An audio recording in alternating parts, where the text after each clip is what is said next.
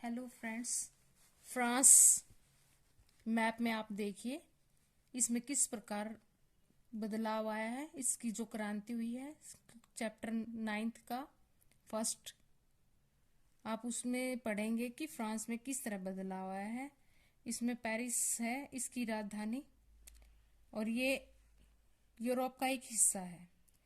तो प्यारे बच्चों, व्यूवर्स, आप जो ये मुझे सुनेंगे, ये इतना 9th क्लास का जो चैप्टर है बहुत लंबा है। मैंने अपने हिसाब से इसमें नोट्स बनाने की कोशिश की है और उसे 3 भागों में मैं बांटूंगी, क्योंकि एक में वीडियो ज्यादा लंबी हो जाएगी और बच्चे इतना याद भी नहीं कर पाते हैं।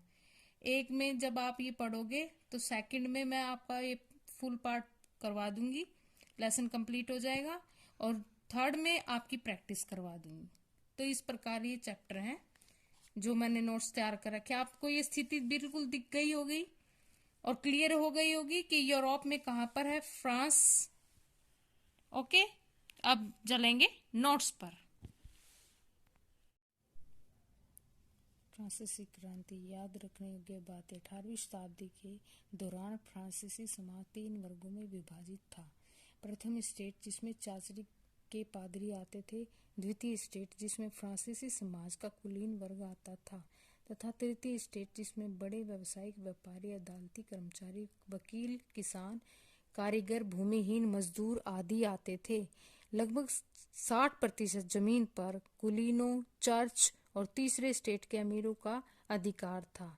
कहने का मतलब है कि इसमें कुलीन जो ज्यादा पैसे वाले उच्च वर्ग के लोग थे, चर्च जो धर्म के प्रति ज्यादा ही अपना अधिकार समझते थे, तीसरे स्टेट में अमीरों का ही अधिकार था, तृतीय स्टेट से चर्च द्वारा वसूला जाने वाला कर था टाइद,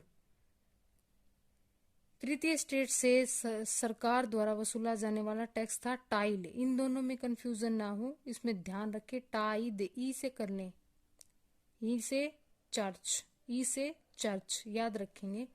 टाइल ल है ना, आइल, आइल यानी सरकार से वसूला जाने वाला, इल यानी सरकार से वसूला जाने वाला। प्रथम 2 स्टेट पादरी वर्ग और कुलीन वर्ग के लोगों को जन्म से कुछ विशेषाधिकार प्राप्त थे, जिससे राज्य को दिए जाने वाला कर, टैक्स से छूट। राज्य के सभी टैक्स केवल तृतीय स्टेट द्वारा वहन किए जाते थे। 1774 में लुई 16 फ्रांस की राजगद्दी पर आसीन हुआ, यानी वो उसने सत्ता पर अपना आसन स्थापित कर लिया। वह फ्रांस के, अब लुई 16 के बारे में पढ़ेंगे, वह फ्रांस के बुर्बो राजवंश का राजा था। उसका विवाह ऑस्ट्रिया की राजकुमारी मेरी एंतोएंत से हुआ था। राज्यारोहण के समय उसका राजकोष खाली था, जिसके निम्नलिखित कारण थे। पहले से ही मतलब जब उसने राज्य जब अपनाया तो बहुत सारे कारणों से राजकोष खाली ही था। लंबे समय युद्धों के कारण वित्तीय संसाधनों का नष्ट होना, लंबे युद्धों के कारण वित्तीय संसाधनों का नष्ट होना, पूर्ववर्ती राजाओं को शानो शौकत पर फजूल खर्ची, लोगों की आदत है, पैसा नहीं होगा तब भी दिखावा करेंगे, तो पैसा तो उसमें जाएगा ना। जैसे बड़े लोग होंगे वैसे उसी हिसाब से वो खर्चा करते हैं। गरीब लोग अपनी क्षमताओं को, अपनी उसको दिखाने की जो आवश्यकता नहीं होती, लोग पहले ही समझ लेते हैं। दिखावा वो करते जिसके पास कुछ होता ही नहीं। अमेरिकी स्वतंत्रता संघर्ष में ब्रिटेन के खिलाफ अमेरिका की सहायता करना, जनसंख्या का बढ़ना और जीविका संकट।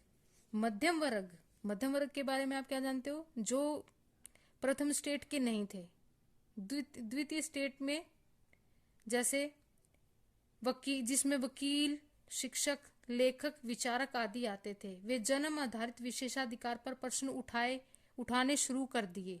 उन्होंने, मध्यम वर्ग ने क्या किया, जिसमें वकील, शिक्षक, लेखक ये सभी आते थे, उन्होंने धीरे धीरे अपने विशेषाधिकार पर प्रश्न उठाने शुरू कर दिए, क्योंकि क्या जन्म के साथ ही उनको अधिकार मिलने की, जो ये तीसरे स्टेट के थे, अमीरों का अधिकार जो अपना आप को समझते थे, इनको पढ़ने के बावजूद भी वो अधिकार नहीं मिलते थे, जो कि वो जन्म से आधार था।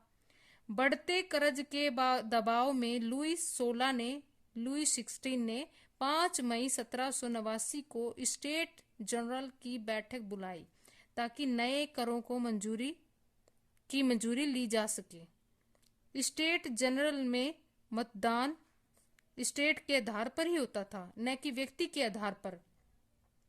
लेकिन इस बार तीसरे स्टेट के लोग व्यक्ति आधारित मतदान की मांग करने लगे। लुई 16 ने अपनी मांग खारिज कर दी, जिसके विरोध में तीसरे स्टेट के लोगों ने बैठक कर सभा से बाहर चले गए। 20 जून 1789 को वे लोग वर्साई के एक टेनिस कोर्ट में एकत्रित हुए, अपने आप को नेशनल असेंबली घोषित कर दिया। इधर पूरे फ्रांस में महंगाई और अफवाहों का बाजार गर्म था और जगह जगह हिंसक प्रदर्शन होने लगे। 14 जुलाई, ये बहुत मेन डेट है, आप इसको भूलना नहीं। 14 जुलाई 1789 को क्रुद्ध भीड़ ने बास्तिल के किले को तोड़ दिया और राजनीतिक कैदियों को रिहा करवा लिया। बास्तिल का किला सम्राट की निरंकुश शक्तियों का प्रतीक था। अपनी विद्रोही प्रजा की शक्तियों का अनुमान करके लुई 16 ने नेशनल असेंबली को मान्यता दे दी और अपनी सत्ता पर संविधान का अंकुश स्वीकार कर लिया। 4 अगस्त 1789 की रात को असेंबली ने करों, कर्तव्यों और बंधनों वाली सामंती व्यवस्था के उन्मूलन का आदेश पारित कर दिया। 1791 में फ्रांस में संवैधानिक राजतंत्र की नींव पड़ी। संविधान पुरुष एवं नागरिक अधिकार घोषणा पत्र के साथ शुरू हुआ था।